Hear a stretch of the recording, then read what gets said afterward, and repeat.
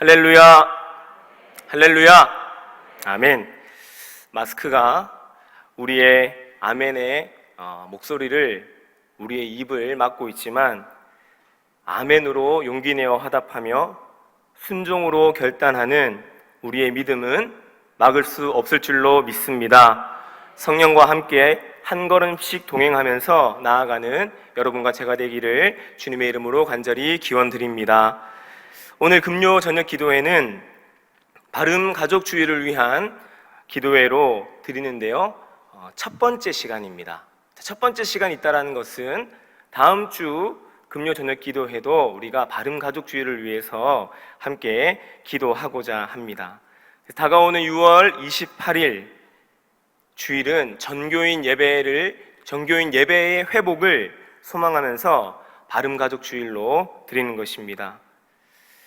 비록 코로나의 확산이 지속되고 있지만 코로나보다 훨씬 크시고 코로나를 종식시키실 것이며 모든 문제들보다 더욱 크신 우리 하나님을 의지하는 가운데 놀라운 회복이 우리의 가정과 우리의 교회에 이루어 주실 줄로 믿습니다. 오늘 기도의 자리에 많은 분들, 바름의 가족들께서 함께 해주셨는데요, 오늘은 특별히 먼저 다음 줄도 있으니까 오늘은 첫 번째 시간으로 모인 신분들 중에 1교구와 3교구 이신 분들은 자리에서 한번 일어나 주시기 바랍니다. 자, 1교구와 3교구이신 분들은 자리에서 한번 일어나 주시기 바랍니다. 네, 많이 오셨네요. 참 감사합니다. 자, 그러면 2교구와 4교구는 이렇게 생각할 수 있어요. 우리는 왜 안 하지? 이렇게 생각할 수 있는데 다음 주에는 2교구와 4교구 가족들을 또 축복하고 기도하는 시간을 가질 텐데요. 자, 우리 일어나 주셔서 감사하고, 자, 저를 따라서 오른손을 들겠습니다. 한번 구호를 한번 외치겠습니다. 저를 따라 하십시오. 자, 저를 따라 하시면 됩니다. 주님, 제가 바름의 가족입니다. 주님, 제가 기도하겠습니다. 주님, 우리의 예배를 회복시켜 주옵소서. 할렐루야, 아멘. 네, 자리 앉으시겠습니다. 박수로 축복하겠습니다. 우리의 결단과 소망을 주께서 들으신 줄로 믿습니다. 자, 오늘 본문 말씀은 순례 시편입니다. 유대인들이 절기를 기념하기 위하여서 예루살렘 성전으로 시온산으로 올라가면서 불렀던 노래이며, 이 순례 시편은 시편 120편부터 134편까지 이루어져 있습니다. 근데 이 순례 시편들은 이럴 때 우리가 묵상하면 좋을 것 같아요. 예배의 회복이 필요할 때, 그리고 내가 살아가면서 하나님의 은혜를 망각하였을 때, 그리고 하나님께서 나의 도움 되심을 확신하는 그러한 믿음이 나에게 필요할 때 이 순례의 시편을 읽으면 참 좋을 것 같습니다. 예를 들면 이러한 것입니다. 우리 자막 좀 띄워주실래요? 자, 예를 들면은 유대인들이 이 예루살렘으로 올라가면서 이 시편, 순례 시편 기자들은 이렇게 생각했던 것 같아요. 하나님께서 수십 년 동안, 수백 년 동안 이스라엘 민족에게 행하신 그 구원의 은혜를 기억하고 감사하면서 이 순례 시편을 노래하는 것입니다. 첫 번째로 기억과 감사, 구원의 기억과 감사입니다. 두 번째로는 시온산까지, 예루살렘 성전까지 갈 길이 멉니다. 그리고 험난한 길이 예상됩니다. 그렇지만 하나님의 절기를 지키는 것은 하나님의 자녀로서의, 순례자로서의 마땅한 본분이며 사명임을 고백하는 것, 예배가 진정한 우리의 소망임을 고백하는 것, 그 주제가 두 번째로 이 순례 시편에 담겨져 있습니다. 세 번째로는, 여러분, 절기를 지키면서 전국 방방곳곳에서 예루살렘 성전으로 다 모입니다. 그런데 산을 넘고 물을 건너야 됩니다. 그 가운데에 도적들이 숨어 있습니다. 산적들이 탈취하려고 합니다. 배고픔과 추위가 예상됩니다. 그 위험이 늘 도사리고 있지만은 하나님께서 우리를 예루살렘 성전까지 안전하게 지켜주실 거야. 선하게 인도하여 주실 거야. 하나님께서 지키심과 하나님께서 보호하심을 믿는 믿음, 그 믿음이 이 순례 시편에 담겨져 있습니다. 지키심과 보호하심입니다. 그래서 시편 기자와 이 이스라엘 백성들은 이 세 가지의 마음을 늘 간직하면서 순례 시편을 하나님께 노래하며 예루살렘 성전으로 오른 것입니다. 자, 그리고 오늘 읽었던 이 126편은요, 이제 첫 번째 구원의 기억과 감사에 해당되는 본문입니다. 성전에 오르면서 지난 날을 떠오르 보는 거예요. 포로 생활했던 그 고통과 아픔을 떠올려 보는 것이죠. 비참했죠. 절망적이었습니다. 그리고 그 비참함과 절망뿐만 아니라 그럼에도 하나님께서는 우리를 구원해 주셨다. 우리를 살려주셨고 우리에게 해방을 허락하여 주셨다. 그 구원에 대한 하나님의 은혜를 감사하면서 기억하면서 노래하고 있는 것입니다. 그래서 그날이 얼마나 기쁘고 얼마나 감사했던지 1절 말씀에 이렇게 되어 있습니다. 꿈꾸는 것 같았도다, 이렇게 되어 있습니다. 도저히 일어날 수 없는 일이라고 생각했는데 그 일이 현실로 이루어진 것이죠. 제가요 며칠 전에 꿈을 꾸었습니다. 그런데 꿈속에서 제가 군복을 입고 있는 거예요. 전역한 지 11년이나 지났는데 아직도 군대 가는 꿈을 가끔씩 꿉니다. 제 심신이 많이 약해졌던지 군대 가는 꿈을 꾸게 되었어요. 근데 제가 군복을 입고 경호를 하고 있는데 누구를 경호하고 있냐면은 대통령을 경호하고 있는 거예요. 와, 네. 그래서 꿈속에서조차도 내가 대통령을 경호하면서도 내가 왜 대통령을 경호하고 있지? 그 생각을 꿈속에서도 하면서도 그냥 경호하고 있는 거예요. 그러다가 결론은 그러다가 꿈을 깼어요. 이런 꿈 무슨 꿈입니까? 말하지 마세요. 자, 알고 있습니다. 말하지 마세요. 자, 그래서 생각해 봤어요. 하나님께서 나라와 민족을 위하여 기도하라고 저에게 말씀하시는구나, 이렇게 믿음으로 결론을 내렸습니다. 그런데 요즘에 저뿐만 아니라 우리 모두가 오늘 시편 기자가 고백하는 꿈과는 조금 다른 꿈을 꾸고 있는 듯합니다. 그런 현실을 살아가고 있습니다. 코로나로 인한 어려움이 있고 마스크로 가리운 반쪽 얼굴을 늘 보게 됩니다. 양팔 간격 거리를 늘 두어야 하고요. 모임이 어렵고 예배에 참여하는 마음에 조금은 두려움이 있습니다. 나도 모르게 내 옆 사람을 멀리하는 내 모습을 발견하기도 합니다. 이러한 모습이 정말 꿈만 같아요. 좀 다른 꿈이죠. 빨리 깨어나고 싶은 꿈입니다. 현실이 되었으면 하는 꿈이 아니라 빨리 이 현실이 벗어났으면 하는 그러한 꿈인 것입니다. 코로나 때문에 우리는 꿈에도 생각하지 못한 일들을 매일매일 맞이하고 있습니다. 믿기지도 않고 믿고 싶지도 않은 일들입니다. 그 현실 속에 우리는 함께 살아갑니다. 코로나 이전에 평범했던 우리의 일상이 정말 그때 그 일상이 마치 좋은 꿈을 꾼 듯한 그러한 오늘을 살아가고 있습니다. 근데 오늘 2절 말씀 보니까 그때의 우리 입에는 웃음이 가득하고 우리 혀에는 찬양이 찼었도다, 이렇게 말씀합니다. 지난날 우리의 입에는 웃음이 가득했다라는 것이에요.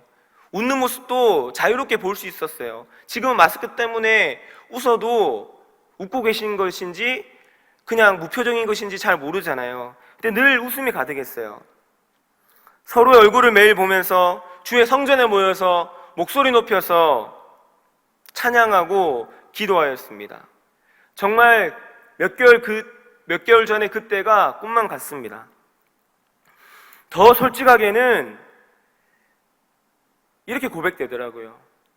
평범했던 지난날의 일상이 꿈처럼 감사했던 시간이었음을 이제서야 깨달은 것이고, 꿈 같았던 지난날 동안 감사하지 못했고 기뻐하지 못했던, 사랑하지 못했던 우리의 모습들을 코로나로 인하여서 마주하게 된 것이죠.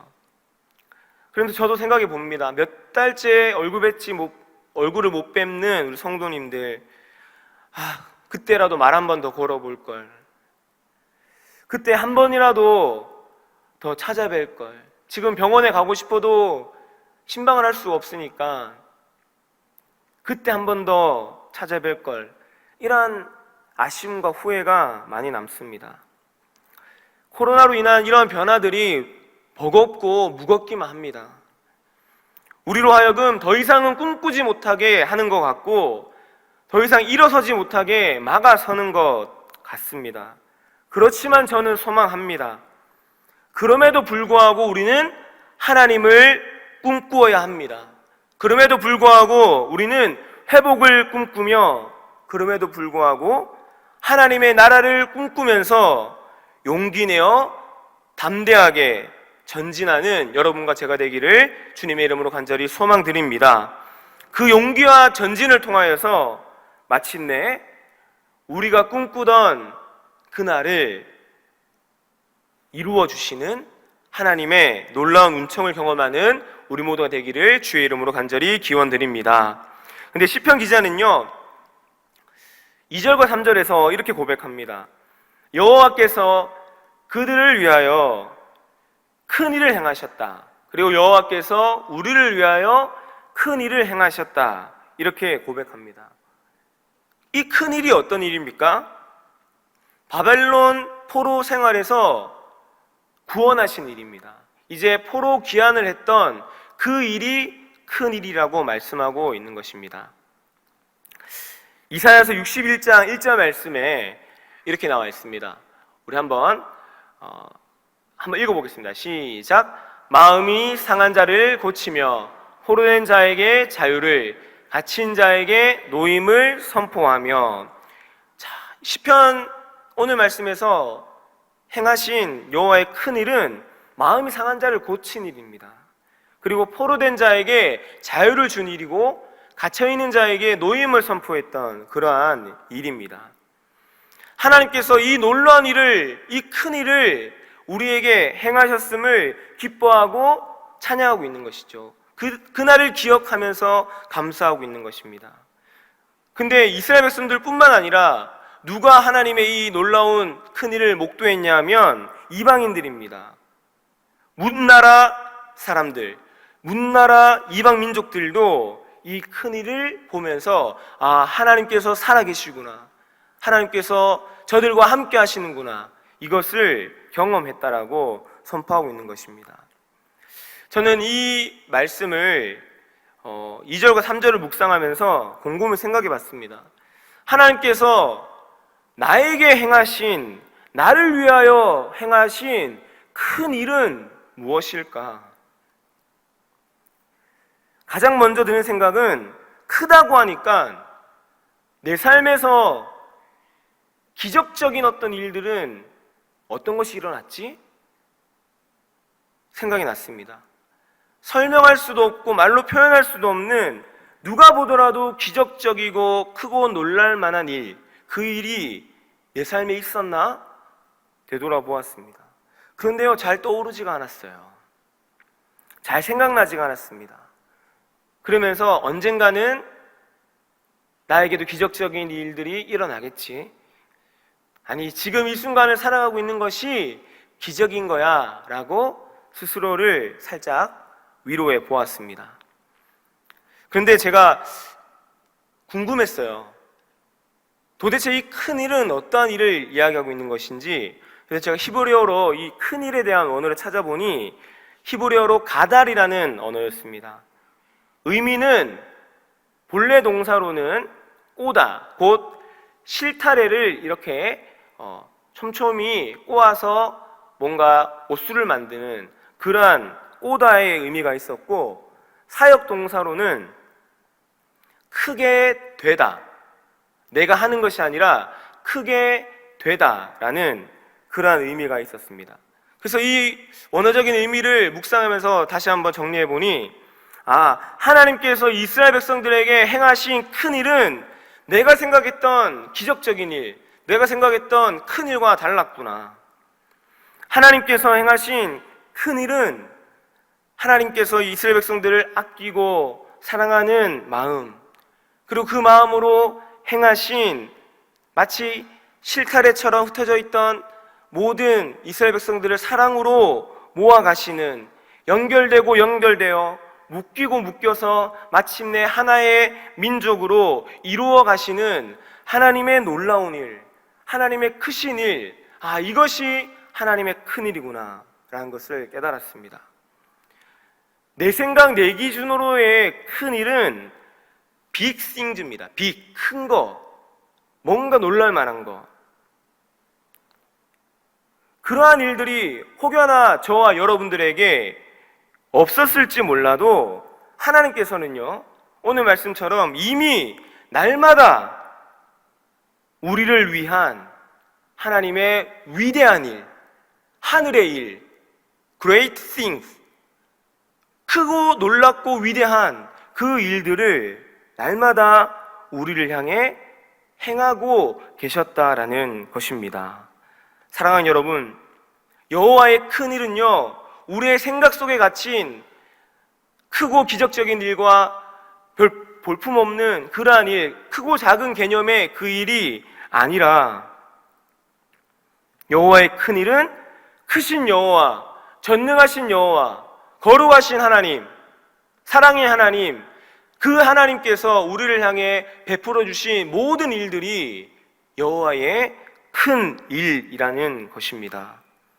포로 생활에서 건진 일도 큰 일이고요, 포로 생활이 끝나지 않은 그 고통 가운데에서도 하루하루 살아갈 힘을 주신 일도 큰 일이고요, 새 힘을 주신 일도 큰 일이고, 돌이키지 않는 이스라엘 백성들에게 날마다 선지자를 세워서 돌아오라, 돌이키라, 나에게 와라, 선지자를 통하여서 매일매일 말씀했던 그 일 또한 여호와의 큰 일인 것입니다. 우리가 비록 지금 이 코로나의 어려운 시기를 지나고 있지만, 코로나 속에서도요, 하나님은요, 일을 멈추신 것이 아닙니다. 하나님께서는요, 이 코로나 위기와 이 고통 가운데에서도 우리를 위하여 날마다 크고 위대한 일들을 행하고 계십니다. 하나님이 날마다 일하시는 것입니다. 크고 위대한 하나님, 전능하신 하나님, 그 하나님께서 우리를 위하여 날마다 일하시기 때문에 우리의 삶은 어떠한 삶입니까? 우리의 삶은 코로나 때문에 무너지고, 코로나 때문에 절망해야 되고, 코로나 때문에 앉아만 있어야 되는 그러한 일들이 삶이 아니라, 우리의 삶과 믿음은 날마다 하늘의 큰 일로, 날마다 하나님의 위대하신 일로, 날마다 거룩하신 하나님이 인도하시는 일로 충만한 그러한 삶과 믿음인 것입니다. 소망하기는 하나님께서 행하시는 하나님의 큰 일, 여호와의 큰 일의 주인공들 되시고, 그 큰 일의 은혜를 누리시는 주의 백성들 되시기를 주의 이름으로 간절히 축원드립니다. 우리 5절과 6절 말씀을 함께 한 목소리로 읽어보겠습니다. 5절과 6절 시작. 눈물을 흘리며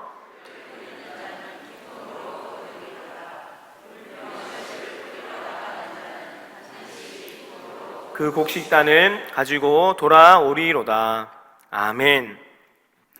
여러분, 눈물을 흘리며 씨를 뿌리는 자라고 합니다. 자, 여러분, 이 말씀 가운데에서 몇 가지 행위가 있습니까? 자, 눈물을 흘리는 행위 하나와 그리고 씨를 뿌리는 행위, 두 가지 행위가 지금 이 말씀 가운데에서 같이 이루어지고 있습니다. 자, 제가 몸짓으로 표현하면은 이겁니다.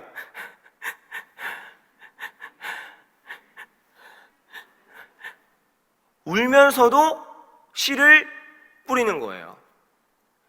아들을 혼내면 아들이 울잖아요. 울면서도 밥은 잘 먹어요. 울면서 하면서 밥을 먹는 거예요.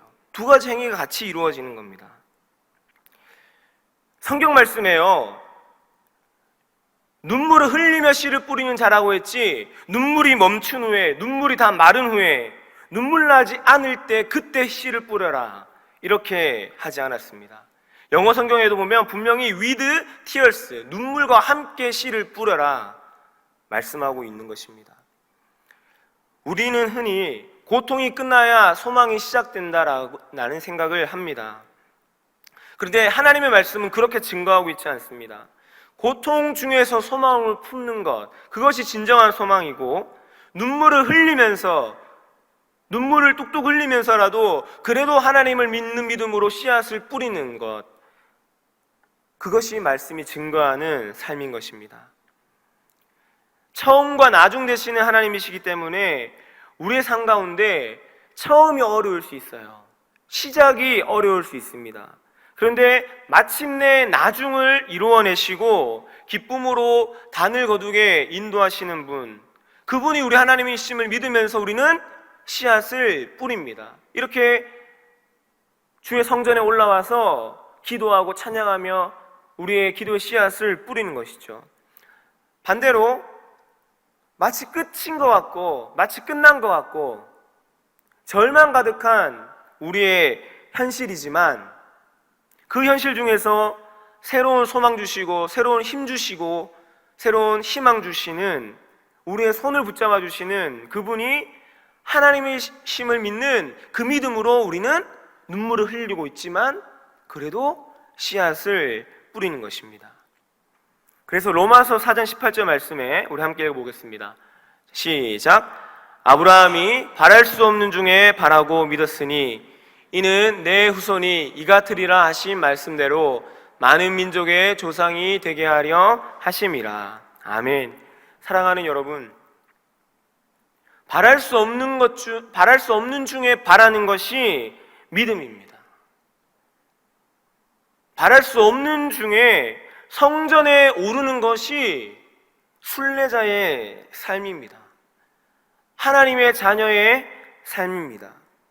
울며 애통하며 토로하며 성전으로 올라가는 것이며, 고통이 있더라도 그 고통을 품고 안고 견디며 예루살렘 성전으로 올라가는 것, 그것이 순례 시편에 나온 이스라엘 백성들의 삶의 모습이자 우리가 함께 걸어가야 할 성전으로 올라가는 그러한 모습인 것입니다.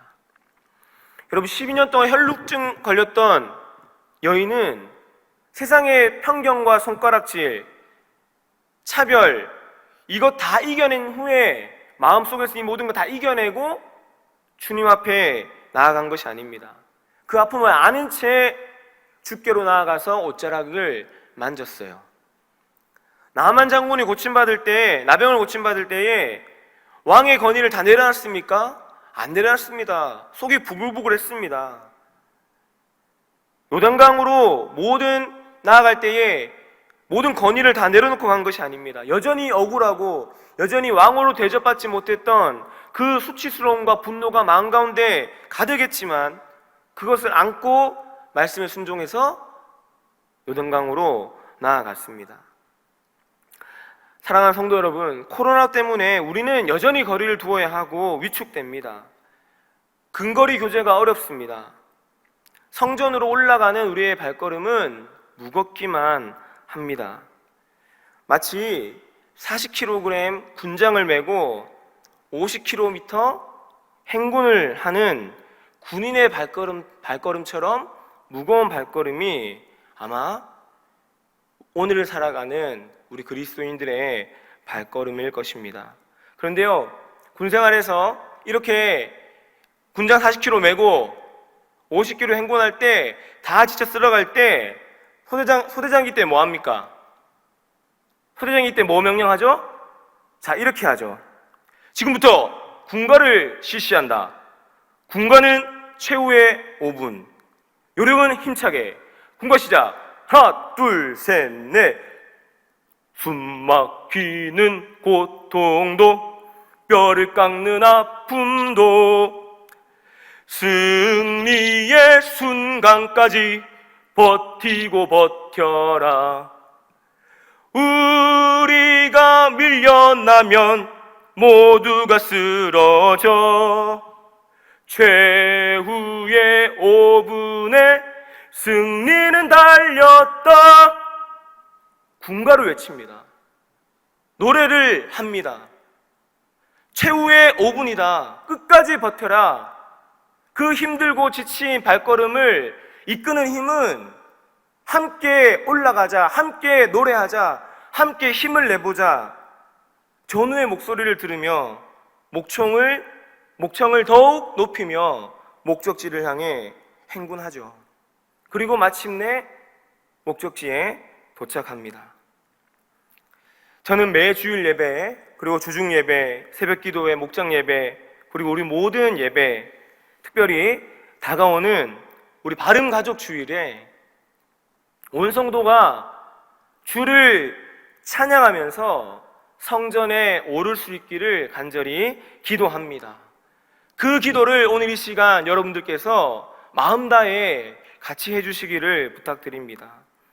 앞서 말씀 나누었지만 우리는 이러한 마음으로 함께 성전에 오르기를 오늘 말씀을 정리하면서 여러분께 부탁드립니다. 첫 번째, 하나님께서 꿈을 꾸듯 기쁨 가득한 날 주셨지만 미처 깨닫지 못했던, 그렇게 살아가지 못했던 회개의 마음으로 성전에 함께 올라가시고, 두 번째, 하나님께서 행하신 큰 일, 마치 작은 실타래처럼 하나하나 엮듯 날마다 지켜주시고 날마다 아끼시면서 마침내 구원과 해방을 이루어 주신, 우리를 여기까지 인도해 주신 하나님께 감사하는 마음으로 성전에 오르고, 세 번째, 하나님 앞에서, 세상 앞에서가 아니라 하나님 앞에서 울면서 씨를 뿌리는 심정으로, 고통은 끝나지 않았지만